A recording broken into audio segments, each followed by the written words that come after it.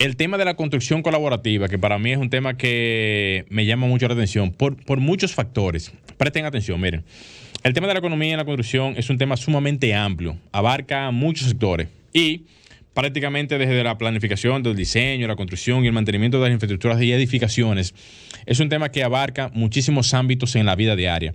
La única condicionante que tiene la economía que digamos que mantiene que las construcciones sean todavía el mismo motor que siempre ha sido durante muchísimos años, yo diría cientos de años, yo diría siglos, porque si uno se remonta a las construcciones ya, digamos, de faraónicas, que a principio de lo que eran las construcciones que se hacían en Egipto, muchísimas construcciones, tanto en Italia, Roma, de todo.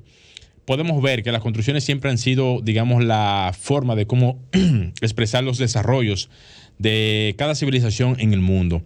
Eso es innegable.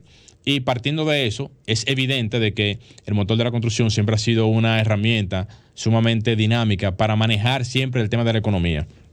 Comienzo hablando de esto es porque una forma muy eficiente de manejar la economía en cualquier nación es, obviamente, como lo dije al principio, con el tema de la construcción. Ahora bien, vamos a hablar de cómo esto ahora mismo refleja una especie como de desaceleramiento de lo que es la parte de la economía ahora mismo a nivel nacional por varios factores. Yo diría que en principio porque no hemos cohesionado algunas de las herramientas que nos hacen falta, porque los materiales pueden mantenerse su precio, pueden tener diferentes subidas, alzas, como ustedes le quieran llamar, y eso puede afectar directamente el tema de la economía, pero no tenemos el control que debiéramos de tener para manejar los entornos productivos a nivel de lo que se construye en el país. Me explico.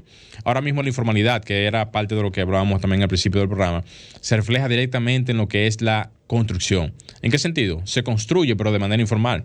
Ahora mismo esa informalidad hace que el Estado dominicano no pueda percibir directamente dentro de las ecuaciones fiscales todo lo que eso puede, digamos, aglomerar a nivel económico o macroeconómico dentro de lo que es la productividad interna del país.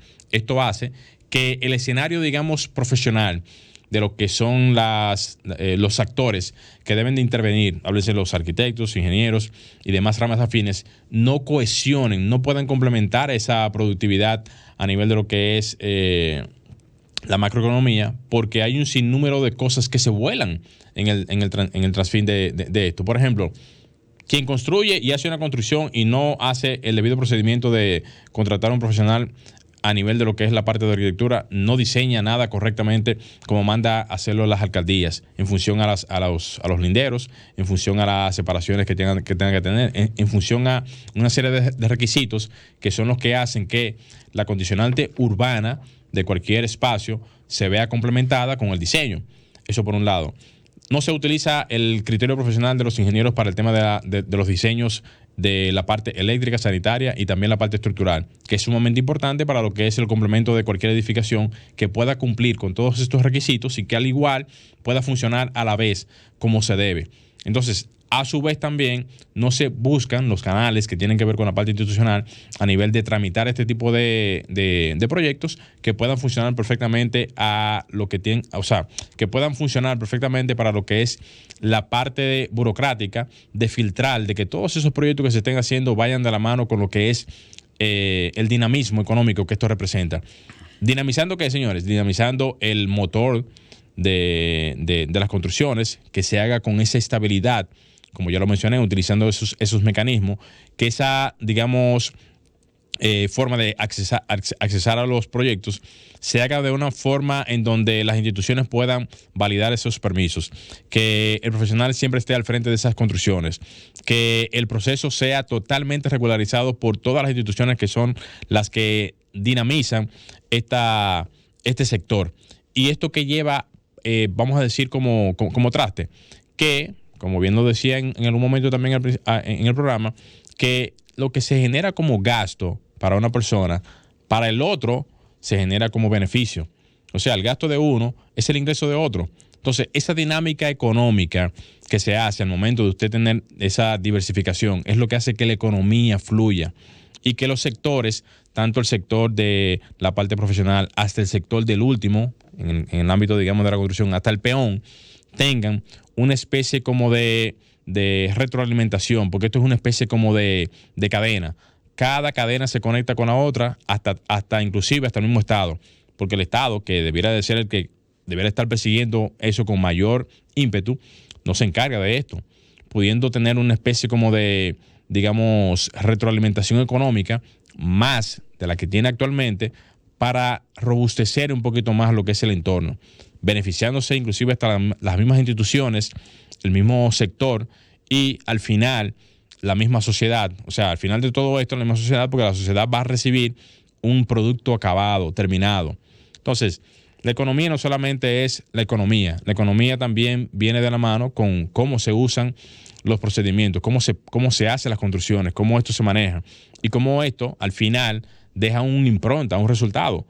Si uno se pone a ver, por ejemplo, ahora mismo el Distrito Nacional está visualizando un entorno aquí en las inmediaciones de la Máximo Gómez, donde como proyecto, digamos, a nivel de planificación, se está planificando esa zona para darle un uso habitacional, aumentando la parte demográfica y lo que esto representa a nivel de posibilidad de crecimiento vertical. Una zona que está totalmente cuadriculada, que es la zona aquí, se me fue el nombre ahora mismo, en La Fe, exactamente, gracias. La Fe y Villajuana son cuadriculadas. Cuadriculadas. Entonces, eso, a nivel de lo que eso representa de organización, en futuro puede representar una verdadera potencialidad a nivel constructivo. Pero miren cómo esto, vinculado a lo que es el entorno productivo, va a dejar una impronta en cuanto a esos proyectos que se vayan a hacer, porque se van a hacer con los debidos procedimientos, se van a hacer proyectos sumamente, digamos, importantes en esa zona, y esto va a robustecer no solamente el sector en su momento y en el futuro, sino también las mismas instituciones que van a tener que pasar todos esos proyectos por un filtro institucional que le va a dar, digamos, el carácter que se supone debe de tener una área totalmente urbanizada, con el carácter también institucional que esto representa. Entonces, la economía, señores, no va a ser economía, o no se va a mantener siendo la economía que aquí se vive hablando que se tiene, si no se van cambiando ese tipo de patrones. Y en el futuro inmediato tenemos que ver el país como una especie como de cambio revolucionario. ¿A nivel de qué? A nivel de lo que vivimos haciendo en el día a día, en el área de la construcción. ¿En el sentido de qué? En el sentido de que los comportamientos institucionales tienen que cambiar.